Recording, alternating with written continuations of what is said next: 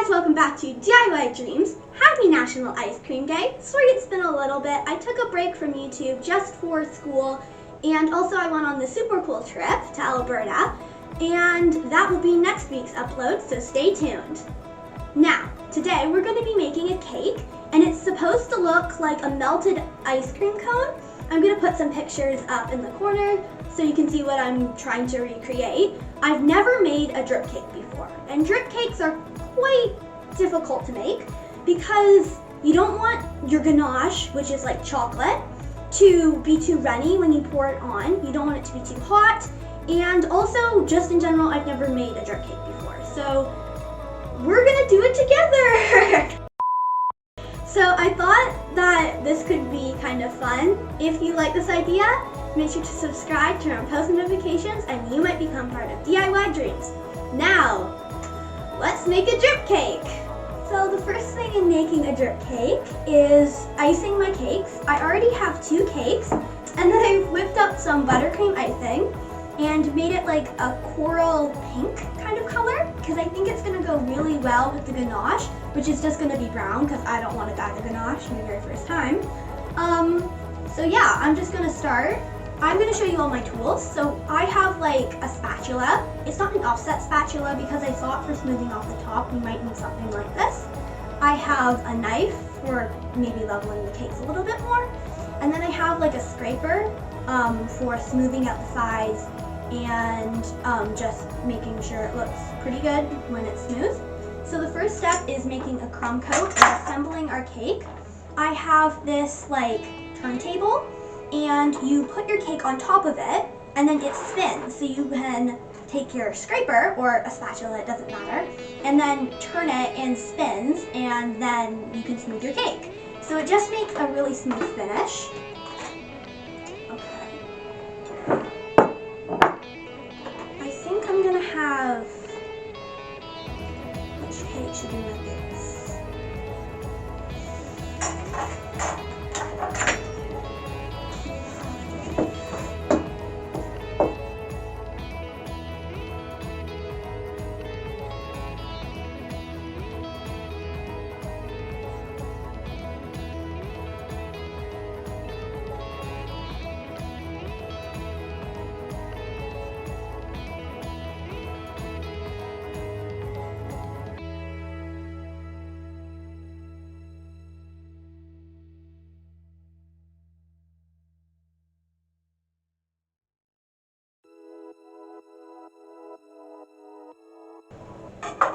Oh, by the way, I'm using the vanilla cake recipe of the Icing artist, who is an amazing YouTuber. I'm going to put her in the description box down below, along with the vanilla cake recipe if you want to make this cake.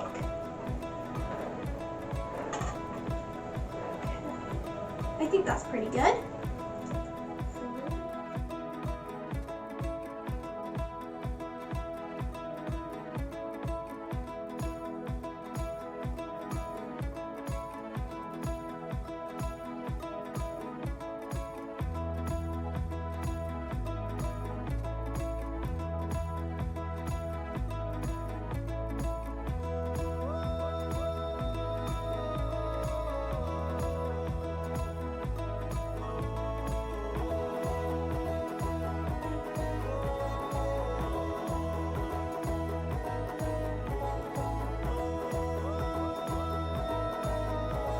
Moment of truth.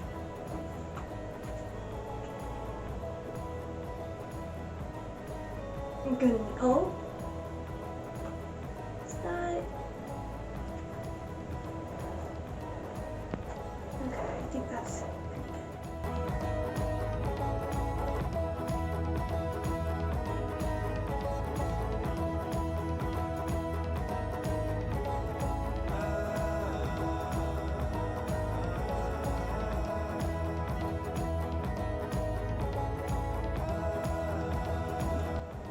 Trying to make it look straight because there's like a gap in between the top layer and the bottom layer.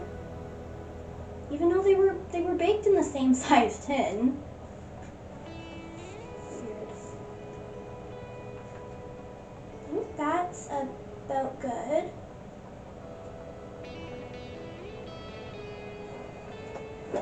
much as good as we're going to get it. I'm going to smooth off the bottom, and then I'm going to refrigerate this for 30 minutes to an hour just to make sure the cake can harden before we put our second layer on.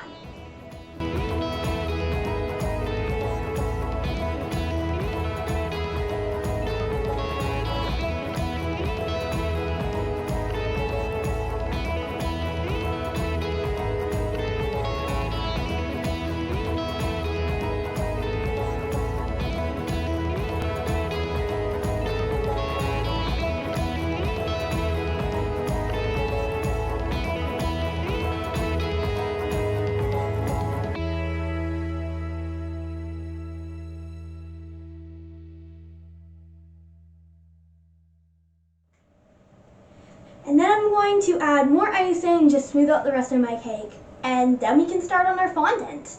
The next step in making our drip cake is actually dyeing our fondant brown, because when we put our chocolate drips over top of the fondant, it's going to look like an ice cream cone has melted, and that's kind of the vibes that we're going for. So, in order to dye it brown, we're going to be using a little bit of red, a little bit of green, and a little bit of yellow. Now, not blue, this is a common mistake that I have. Don't add any blue. That doesn't get you what you need. On the back of this box here, I actually have what you need to do all of these different colors. I'll probably zoom in on this later on in the video, just to put a picture up maybe on the side. But these are all of the different combinations to make the different colors, including brown. So this is what I'm going to be following. So I have my fondant here, and fondant is like, not necessarily sticky, but like hard icing that you can kind of knead into different shapes. It looks somewhat like slime, only it's edible. And so you can put it on cakes and that kind of thing. But we're going to be rolling ours into a ball, and then just putting it like that. Okay. Now mine is a little, oops.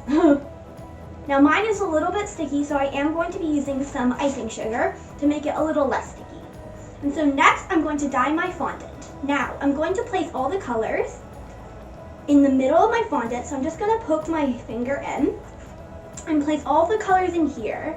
And then I'm going to almost close it up. And then I'm going to take a bag, an airtight bag. It doesn't necessarily need to be airtight. But I'm going to place the fondant in there and then knead it from inside of the bag. And then this makes sure that I don't get any dye or food coloring on my hands.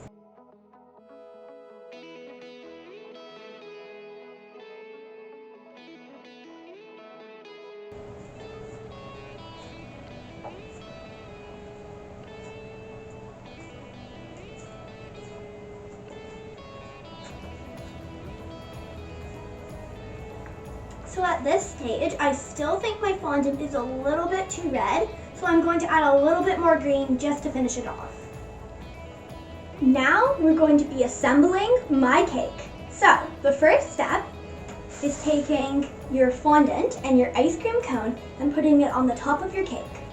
I'd also like to say I've also got some ganache in a piping bag, so I'll have more control when I drizzle it on top.